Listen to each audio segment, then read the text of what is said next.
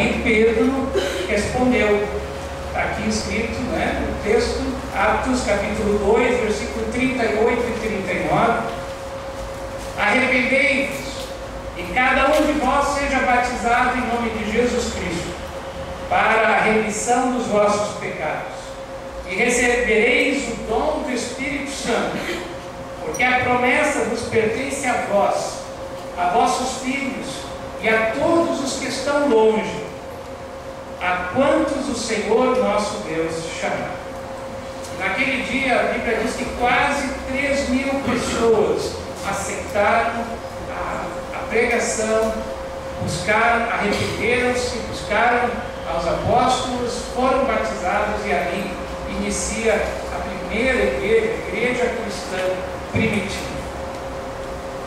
E Lucas escreve no seu livro Atos dos Apóstolos, também lá no capítulo 2, nos versículos 42 a 47, aquilo que todos nós já conhecemos, como era a vida daquela primeira comunidade cristã.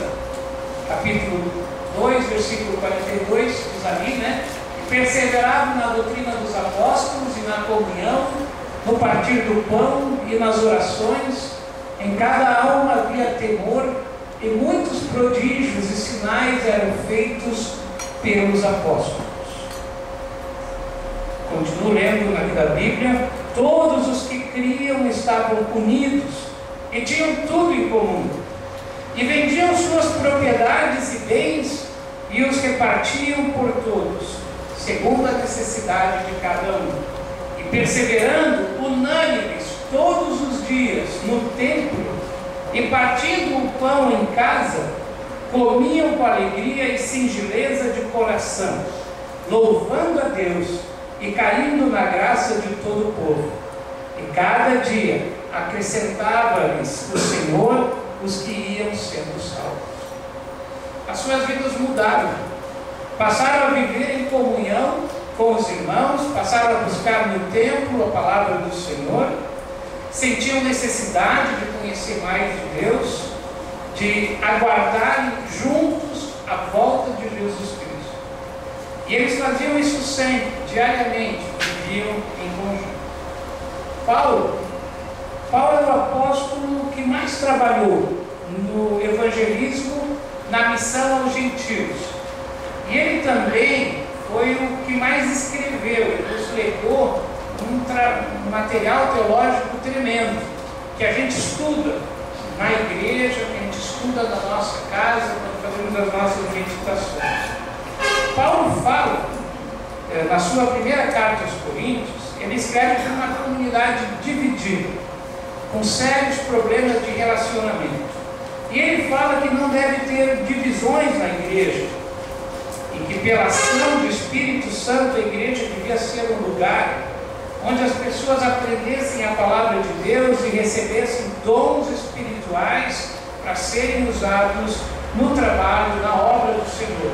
Não só dentro da igreja, mas por onde quer que eles fossem. Interessante que esses dons espirituais, tão claramente explicados no capítulo 14 dessa primeira carta aos Coríntios, ele é precedido pelo ensino da unidade, da importância da igreja,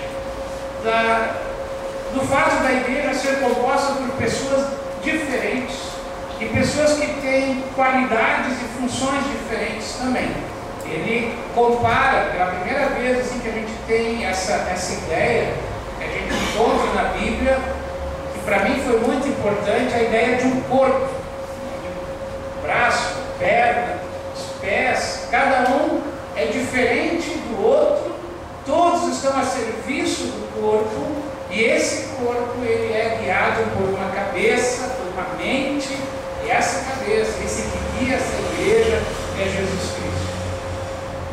E ligando esses dois capítulos, primeiro capítulo 12, que fala da igreja, que fala da diferença dos membros, que fala dos dons que cada um tem, não só dons espirituais, mas os dons também naturais, que são colocados a serviço, ligando os dons espirituais, no capítulo 14, os dons naturais naturais. O capítulo 12 está lá no meio. 1 Coríntios 13, que fala do amor que cada um de nós deve ter. Sem esse amor, nenhum dom seria capaz de produzir comunhão e salvação. Sem esse amor, esse corpo não iria subsistir. E o capítulo 13, tão usado erradamente por pastores, padres, então nem se fala, né? Quase sempre, quando você vai num casamento, o padre pega, né, texto de São Paulo, aos Coríntios, capítulo 13, o amor é bondoso, papapá, né? Mas na realidade esse capítulo 13 de Paulo ali não tem nada a ver com casamento, não tem nada a ver com o amor apaixonado de um homem com uma mulher. Pelo contrário, é o amor que une você e eu dentro da igreja onde está. É o amor de Deus que nos une na sua obra. Nós que somos tão diferentes, mas viemos aqui para nos tornarmos semelhantes a Jesus, a termos comunhão com Ele, a aprendermos dele para servi-lo. Esse texto de 1 Coríntios 13 fala disso. Ele fala do amor que une os cristãos, não fala do namorado, do noivo com uma noiva, de um esposo com uma esposa. E olha, toda vez que alguém prega dessa maneira, você até pode não concordar comigo, mas eu acho que toda vez que alguém prega um texto que foi escrito de uma maneira, você prega ela de outra maneira, você está deturpando o texto, você está, como é que a gente diz, nós pastores aí, a gente fala, né, que a pessoa está manipulando o texto, porque o texto não foi escrito com aquilo, né? Assim como outros textos também são manipulados para ter poder, para ganhar dinheiro, para né, algumas coisas, muitas vezes a Bíblia ela é torcida. 1 Coríntios 13, toda vez que é pregado num culto de casamento, numa celebração de casamento, de bodas, está errado. Tem lá em Cantares, bem melhor. Né? Por quê? Porque Paulo, quando colocou esse texto ali, não foi por descuido. Quando ele colocou esse texto, 1 Coríntios 13 ali, ele pensava no amor que você tem que ter com o teu irmão que está aqui dentro da igreja. Você tem que ter com a tua irmã que está dentro da igreja, com o teu pastor, com o teu presbitério. Eles também precisam ser perdoados, precisam ser apoiados também, precisam ser respeitados.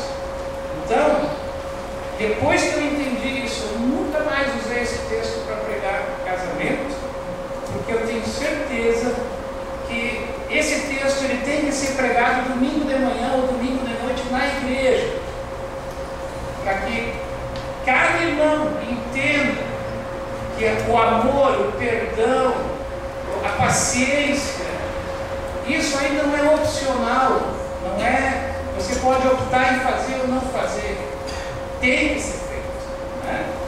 E depois que eu entendi isso, eu comecei a pregar esse texto durante o ano diversas vezes na igreja. A igreja, ela não é perfeita, porque jamais algo feito de pessoas imperfeitas vai ser imperfeito, vai ser perfeito, né?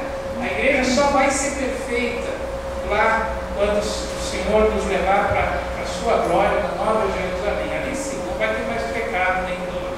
Mas aqui dentro da igreja, e não importa qual seja, sempre vai ter momentos onde a gente vai provar o nosso amor por Deus e nosso amor pelas pessoas que Ele colocou na nossa vida.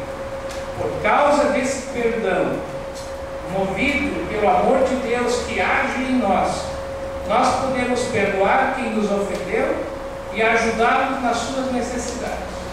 Quando Paulo diz: ainda que eu falasse as línguas dos homens e dos anjos e não tivesse amor, seria como metal que soa ou como símbolo que retina. Ainda que eu tivesse o dom de profecia e conhecesse todos os mistérios e toda a ciência, e ainda tivesse toda a fé, de maneira que